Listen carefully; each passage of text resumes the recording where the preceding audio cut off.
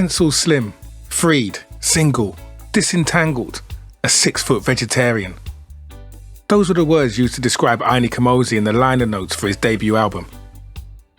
Born Cecil Campbell in 1957 in St Mary, Jamaica, his father was a tough police superintendent known as the Scorpion, and his mother was a factory worker. His father wasn't often around, and eventually his mother got fed up and left the infant boy in a cardboard box outside the house of a female friend of his father. The woman, Miss Etty, still sees him as her son. As a young boy, he went to live with his grandfather and showed a lot of promise at school. This promise was never realised, as he eventually ran away and hitchhiked to Kingston. There he turned to hustling in the Bond Street area of the city. After an encounter with the police left 2 of his friends dead, he moved to the Spanish Town area and began taking on the Rasta way of life. He chose the name Aini Kamoze, meaning Mountain of the True God, and released his first single, World Affairs, in 1981 on his own label named Mogo Naba, which means King of the World. And it's the title given to the leader of the Mossi people in the region of West Africa, now known as Burkina Faso. The song was inspired by the death of Bob Marley earlier that year.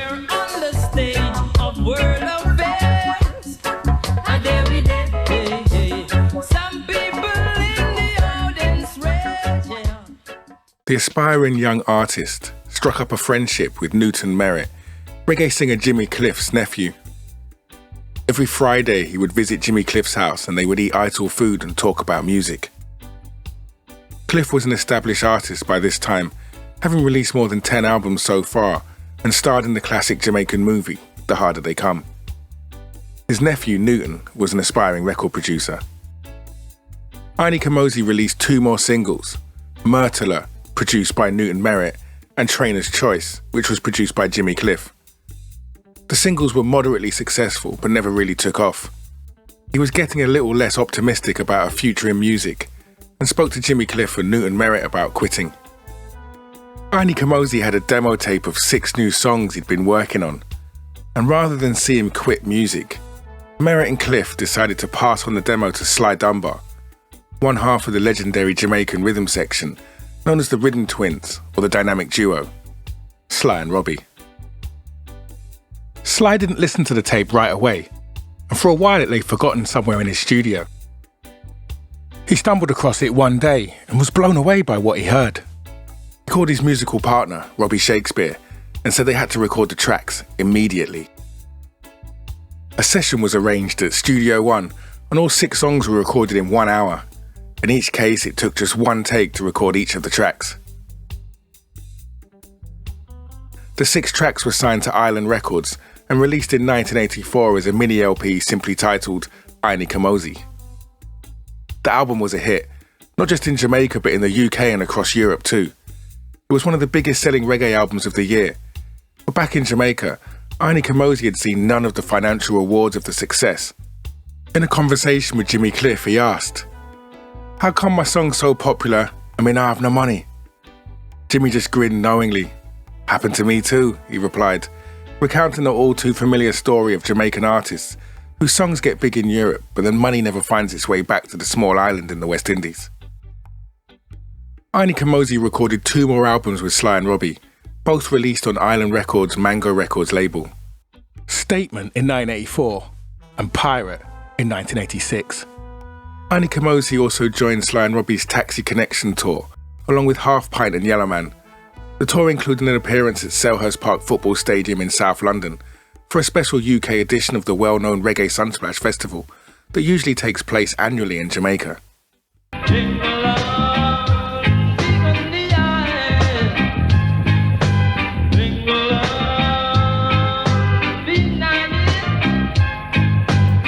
Stylistically, Aini Kamoze's releases with Sly and Robbie were drifting farther away from the sound of his early records, and the tracks on the Pirate album in particular were now full of synthesizers and other electronic sounds, to the point where they almost drown out the vocals.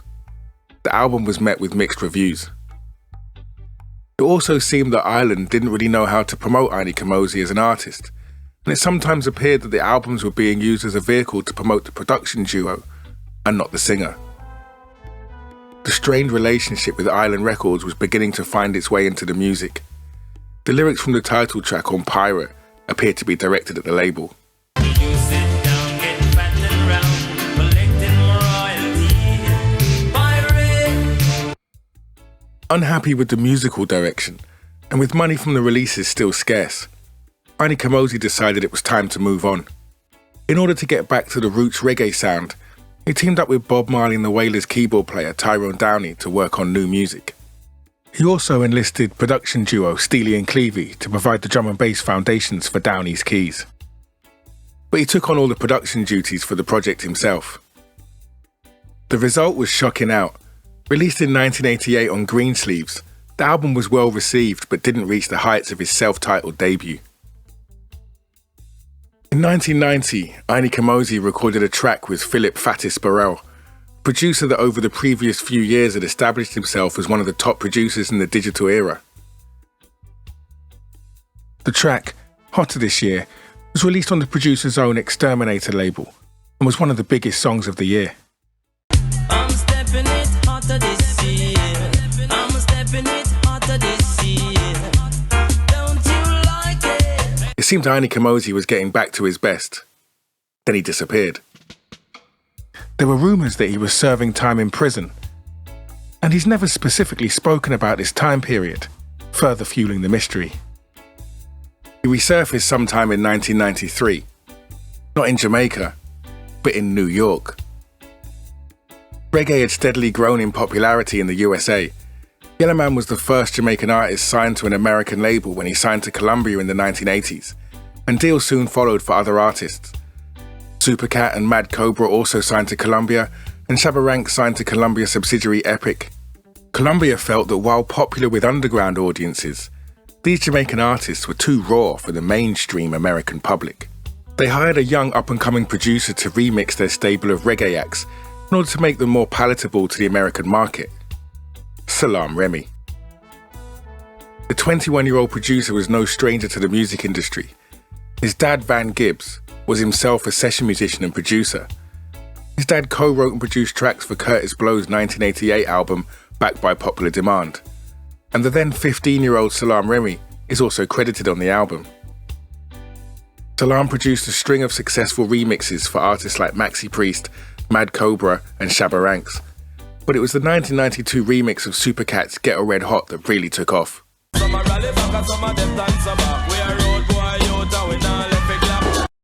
Rather than water down the reggae rhythms, he replaced them all together with hip-hop beats, often using well-known samples that had just been used in hit records by hip-hop artists. The combination of the raw Jamaican vocals and the familiar hip-hop samples clicked with the hip-hop audience. The distant cousins of hip-hop and reggae connected. In 1994, Columbia Records were putting together a compilation album of hip-hop flavoured reggae songs. The album, Stir It Up, featured tracks from a variety of reggae artists performing over hip-hop style beats. But at the last minute, the license to use one of the tracks fell through. So they asked Salaam Remi if he had anything that could fit in its place. He sent them a song he'd written with Kamoze, who was now living in New York, and not nearly as pencil thin as his 1984 album cover had stated. The track followed the blueprint Salaam Remi had established: familiar samples and a raw Jamaican vocal. Here Comes the Hotstepper was released as a single in August 1994, and it immediately began racing up the charts. It was picked up for the soundtrack to the movie Pret-a-Porter, and a new video was made that featured clips of the film. Okay, and again, over here, please. 1, 2, 3.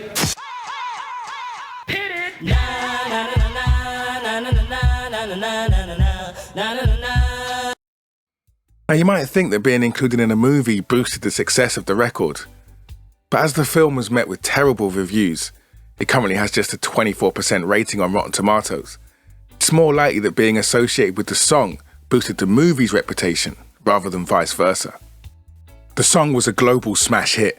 It reached #1 in 5 countries and was top 40 everywhere else, shifting well over 2 million copies on the way. However, the financial rewards still proved elusive. The track had used numerous samples, and it had only been cleared in principle, as there'd been a rush to get the track onto the compilation. None of the paperwork had been finalised, and nobody had been paid yet for the samples. So when the song started racing up the charts, the trouble started. The main sample in the track was from a song called Heartbeat by Tana Gardner.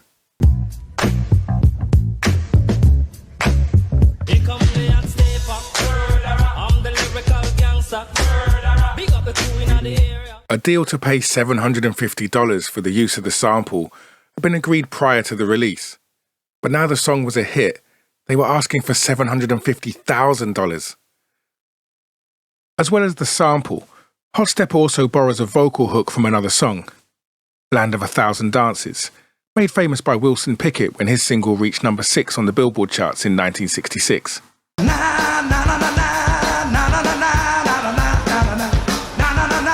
Let me hear everybody say it one more time for me. That's it. The song was written by Chris Kenner, and he released his own version in 1962. That single peaked at just 77 on the charts. Now you may see some records crediting Fats Domino as a co-writer. This is because Kenner persuaded him to record a version by offering him half of the song's publishing royalties. However, the vocal hook used on Hotstepper doesn't appear on either Chris Kenner's version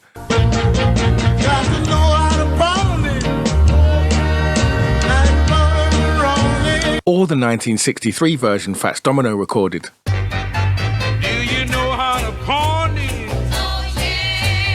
The part first appeared on a cover of the song recorded by Cannibal and the Headhunters in 1965. The legend goes that Frankie Cannibal Garcia, the lead singer, improvised the section as he'd forgotten what the actual lyrics were.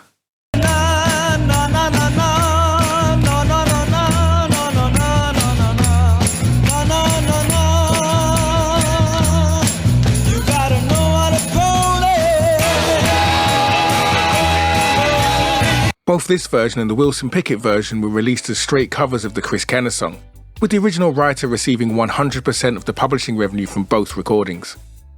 So as a result of Hotstepper using the vocal part, Chris Kenner is now credited as a co-writer of the Aini Kamoze song, despite nothing that he wrote being used in the new song. Kenta Nix is credited as he wrote the Tana Gardner song that was sampled.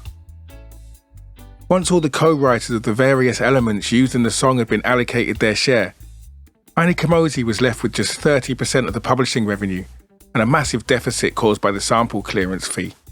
So despite having one of the biggest songs in the world, the artist had received nothing and the prospect of future money from the track was looking bleak.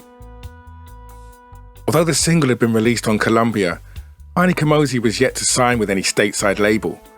This sparked off a bidding war between all the labels desperate to sign the Jamaican. It seemed Columbia knocked themselves out of the running early. The CEO of Columbia's parent company, Tommy Mottola, angered the singer when he publicly responded to the artist's complaints of not being paid. He was quoted as saying, "Who does he think he is, Bob Marley?" To that, Aini Kamoze replied, "Nah, I'm not Bob Marley, you killed him already." And from then it was clear whoever he was going to sign with, it wasn't going to be Columbia. He was so angry with the label, when they sent him the platinum discs for Here Come the Hotstepper, he sent them right back. The battle for his signature reached its conclusion even before the song had hit the top spot in the charts. He signed a 7-album deal with Elektra in November 1994. However, Columbia made life very difficult for the new label. They made a series of moves that, whether intentionally or not, would prove disastrous for Aini Kamoze. They refused to allow him to use the hit song on the album with Elektra. They then purchased his old master tapes from various studios and labels in Jamaica and released an album of old tracks and remixes called Here Comes the Hotstepper, just as Elektra was planning to release an album of new tracks called Lyrical Gangster. With 2 Aini Kamoze albums out at the same time, he was effectively competing with himself, and with his own biggest hit on the rival album, it was a battle he was doomed to lose. Following the poor sales of his releases, the relationship with his new label was not going well. The final straw came when they bought him economy class plane tickets for him to attend the BMI Awards in LA. He told label executive Sylvia Rohn he never wanted to deal with the label again, and he never did. He walked away from the 7-album deal after just 1 album and 1 single. Elektra decided to cut their losses and they let him go. Once again, Aini Kamoze disappeared from the music scene. But this wasn't going to be the last we hear from him. In 2003, Beyoncé released the song Baby Boy. The track features dancehall artist Sean Paul. At the end of the song, Beyoncé sings some familiar words. I'm stepping up as I'm stepping up as so don't you fight it. The use of the vocals from Hotter This Year earned Ainey Kamoze a 30% share of the songwriting. That's the highest of all the contributors, and more than 3 times the share allocated to Beyoncé herself. The song topped the Billboard charts for 9 weeks. It made the top 10 in many countries around the world and sold over 1 million copies in the USA alone. American Performing Rights Society, ASCAP, declared in 2004 that Baby Boy was the most played song on the radio in the country that year. And remember, each time the song is played on the radio, the writers earn a portion of the licensing fees paid by the broadcasters. For Ainey Kamoze, it seemed his biggest earning song was one he didn't even sing, and the occurrence was about to repeat itself. In 2005, Bob Marley's youngest son, Damian, released the first track from his 3rd album. The track, Welcome to Jamrock, was based around Ainey Kamoze's track, World of Music, from his self-titled album released 20 years earlier. It sampled the music and also used a vocal sample. Hey, hey, hey. Out in the street, they call it merther.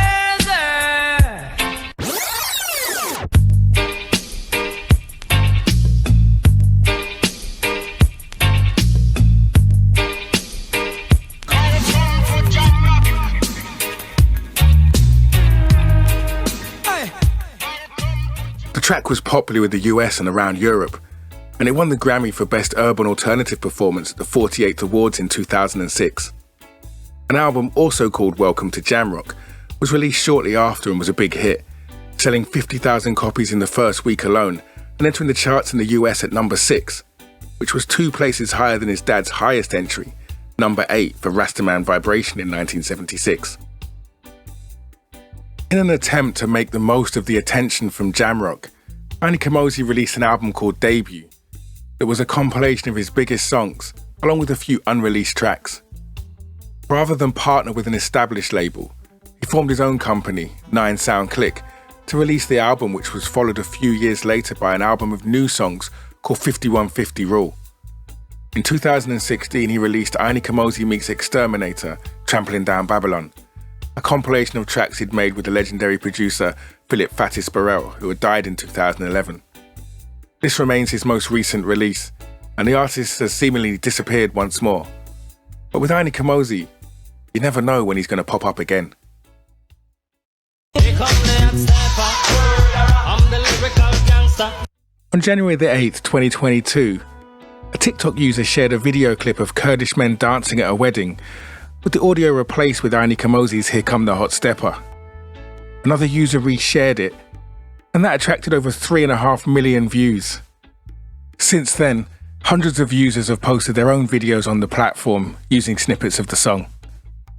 As a result of the newfound interest in the song, it re-entered the Billboard charts nearly 30 years after it was originally released, reaching number 7 on the R&B and hip-hop digital sales chart, and the album of the same name re-entered the reggae charts at number 10. Let's hope it's not too long until the Hotstepper returns.